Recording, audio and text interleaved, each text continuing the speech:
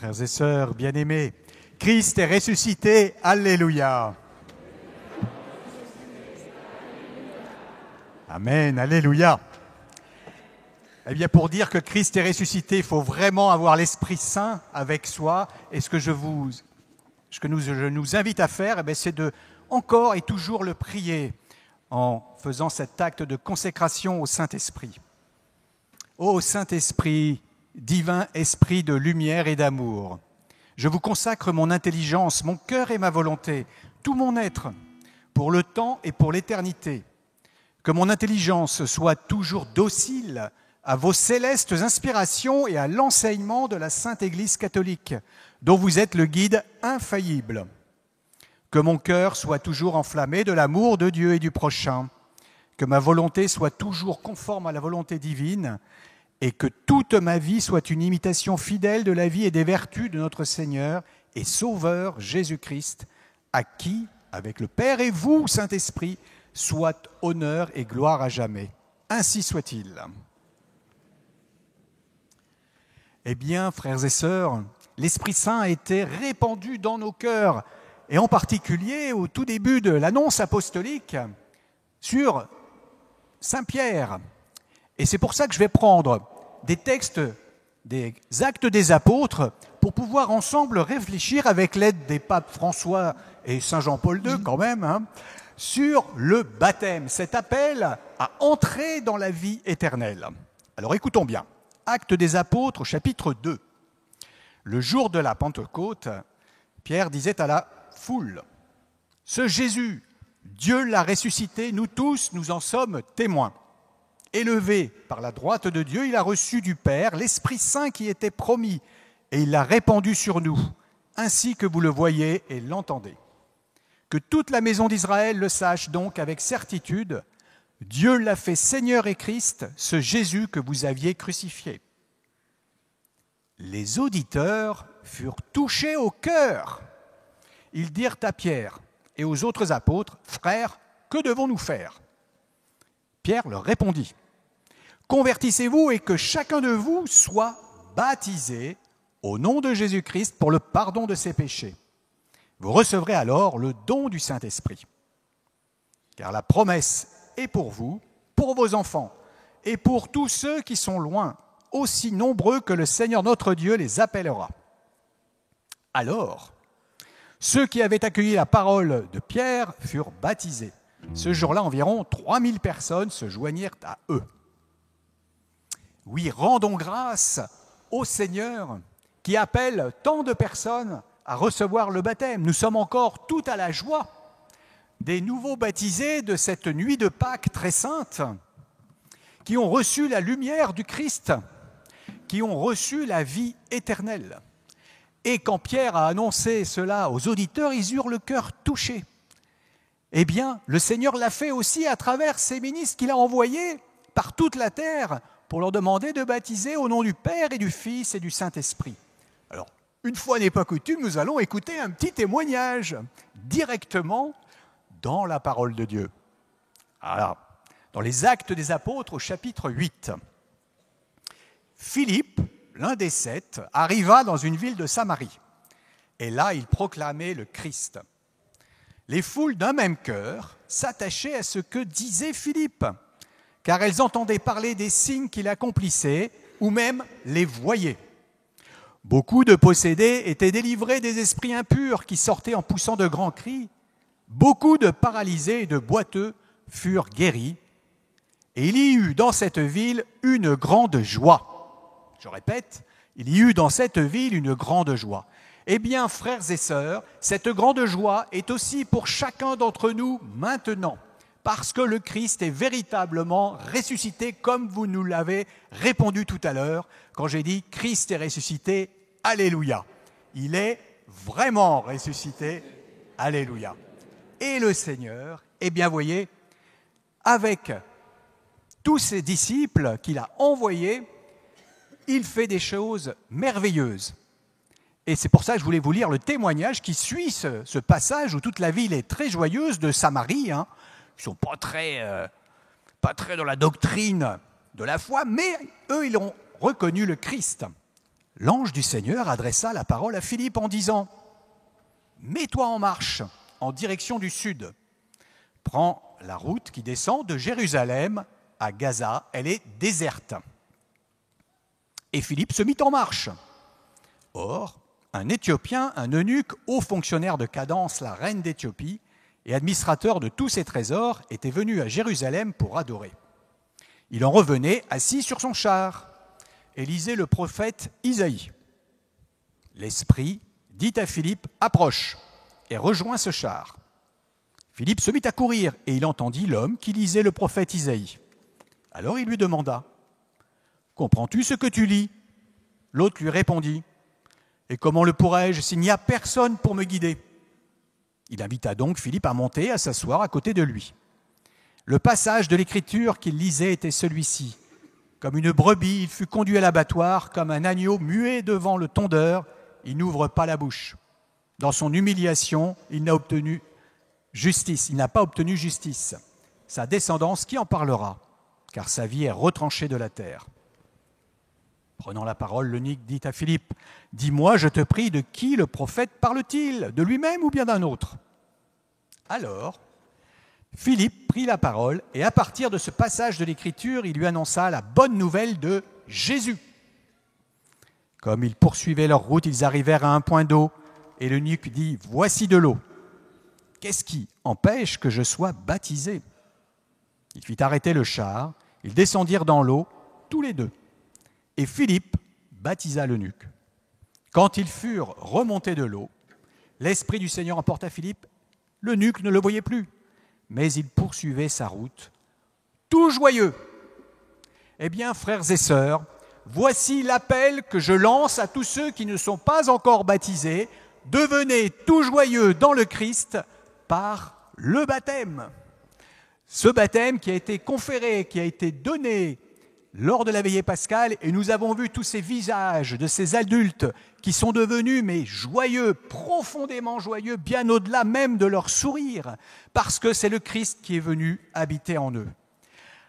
Alors j'aimerais avec vous réfléchir, avec l'aide du pape François et de Saint Jean-Paul II, sur ce qu'est le sacrement qui a allumé en nous cette vie chrétienne, le baptême. Alors, la Pâque du Christ nous touche à travers le baptême pour nous transformer à son image. Les baptisés sont de Jésus-Christ. C'est lui le Seigneur de leur existence. Le baptême, c'est le fondement de toute la vie chrétienne. C'est le premier de tous les sacrements, dans la mesure où il est la porte qui permet au Christ, Seigneur, de demeurer dans notre personne et nous, de nous plonger dans son mystère. Alors son mystère, ce n'est pas mystérieux, c'est dans toute la réalité qui nous dépasse de la vie même de Dieu, dans cette grande et éternelle vie dans laquelle nous sommes appelés. Et alors baptiser, c'est un verbe grec qui signifie plonger. Regardez, comme ça, vraiment. Le bain avec l'eau, on le sait bien, est un rite commun à diverses croyances pour exprimer le passage d'une condition à une autre, signe de purification pour un nouveau début. Mais, pour nous les chrétiens, si le corps est plongé dans l'eau, c'est l'âme qui est plongée dans le Christ pour recevoir le pardon du péché et resplendir de la lumière divine. De la lumière divine, là. En vertu de l'Esprit Saint, le baptême nous plonge dans la mort et la résurrection du Christ. Nous l'avons entendu tout à l'heure, l'agneau immolé, celui qui a donné sa vie pour nous, eh bien c'est le Christ. Eh bien, nous sommes plongés dans cette mort et on est noyés dans la source baptismale. Qu'est-ce qu'on a noyé là-dedans? En nous, l'homme ancien, c'est-à-dire celui qui est dominé par le péché, qui sépare de Dieu, ce péché qui nous sépare de lui, en faisant naître un homme nouveau, joyeux, recréé en Jésus. En lui, tous les fils d'Adam, tous les fils d'hommes sont appelés à une vie nouvelle. Cela signifie que le baptême est une renaissance. Alors il faut nous rappeler ce que j'ai dit tout à l'heure, les dernières paroles du ressuscité aux apôtres, qui ont donné un commandement aux apôtres de faire « Allez donc dans toutes les nations, faites des disciples en les baptisant au nom du Père et du Fils et du Saint-Esprit. » Ainsi, à travers le baptême, celui qui croit dans le Christ est plongé dans la vie même de la Sainte Trinité. De la Sainte Trinité. Vous voyez, c'est pourquoi on devient joyeux. En effet, l'eau du baptême, ce n'est pas n'importe quelle eau. C'est l'eau sur laquelle on a invoqué l'esprit de sainteté qui donne la vie. Et ça nous rappelle ce que disait Jésus à Nicodème, qui était venu de nuit pour lui expliquer. Eh bien, la naissance à la vie divine, à moins de naître d'eau et d'esprit, nul ne peut entrer dans le royaume de Dieu. Ce qui est né de la chair est chair, ce qui est né de l'esprit est esprit. C'est pourquoi le baptême est appelé régénération. Nous croyons que Dieu, par sa seule miséricorde, nous a sauvés par le bain du baptême, de la régénération et de la rénovation dans l'Esprit Saint, pour pouvoir nous laisser complètement habiter par lui. Alors le baptême, c'est donc un signe concret de renaissance pour marcher dans une nouvelle vie. C'est ce que dit saint Paul aux chrétiens de Rome. « Ignorez-vous que baptisés dans le Christ Jésus, c'est dans sa mort que nous avons tous été baptisés. Nous avons été donc ensevelis avec lui par le baptême dans la mort, afin que, comme le Christ est ressuscité des morts par la gloire du Père, nous vivions, nous aussi, dans une vie nouvelle. » En fait, frères et sœurs, en plongeant dans le Christ, le baptême fait de nous des membres de son corps, comme on l'a entendu tout à l'heure au début de cette veillée. Ce corps qui est l'Église et nous fait participer tous ensemble à la mission dans le monde. Parce que nous, quand on est baptisé, on n'est pas isolé, on n'est pas tout seul. On est membre du corps du Christ. Et cette vitalité qui jaillit de la source baptismale est illustrée par Jésus qui dit « Je suis la vigne et vous les sarments. Celui qui demeure en moi et moi en lui, celui-là porte beaucoup de fruits. » Une même vie, celle de l'Esprit Saint qui coule du Christ, celui qu'on va voir tout à l'heure, véritablement présent dans cette Eucharistie, qui coule du Christ vers les baptisés en les unissant en un seul corps. Et ça, c'est manifesté notamment par l'onction sainte qui a été déposée et par la nourriture de l'Eucharistie qu'ont reçue les nouveaux baptisés de la nuit pascale. Ainsi, le baptême permet au Christ de vivre en nous et nous de vivre unis à lui, pour collaborer dans l'Église, selon chacune de nos conditions, à la transformation du monde, là où nous vivons, frères et sœurs. Reçu une seule fois, le bain baptismal, le baptême, illumine toute notre vie en guidant nos pas vers la Jérusalem du ciel. Il y avait un avant et un après le baptême.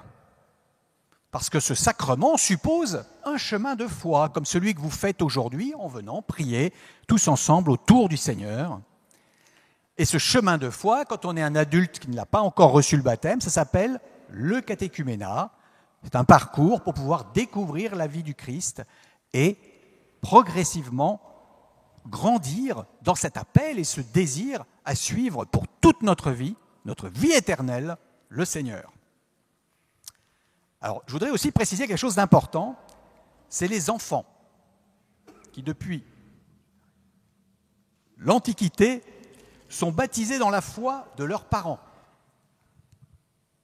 Alors certains pensent baptiser un enfant qui ne comprend pas pourquoi. Eh bien, c'est simplement pour que l'enfant grandisse, comprenne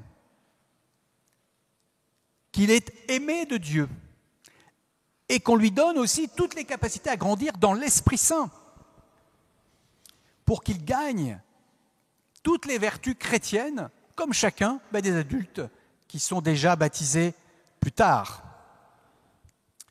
Alors, personne ne doit mériter le baptême, qui est toujours un don gratuit pour les adultes et les nouveau-nés. Et cela pour toute notre vie. Alors n'hésitons pas à demander au Seigneur cette grâce pour ceux qui sont autour de nous et qui n'ont pas encore reçu le baptême.